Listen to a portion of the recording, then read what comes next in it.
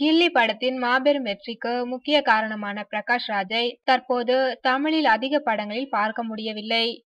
தமிழ் சினிமாவில் சிறிது காலம் காணாமல் போயிருந்த பிரகாஷ் ராஜ் மீண்டும் கமலின் தூங்காவனம் படத்தின் மூலம் தமிழில் நடிக்க ஆரம்பித்திருக்கிறார்.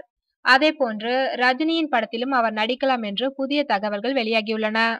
ரஞ்சித் இயக்கத்தில் ரஜினி இருக்கும் புதிய படத்தில் அட்டகத்தி தினேஷ் மற்றும் மெட்ராஸ் புகழ் கலையரசன் ஆகிய இருவரும் முக்கிய வேடங்களில் நடிக்க இருக்கிறார்கள்.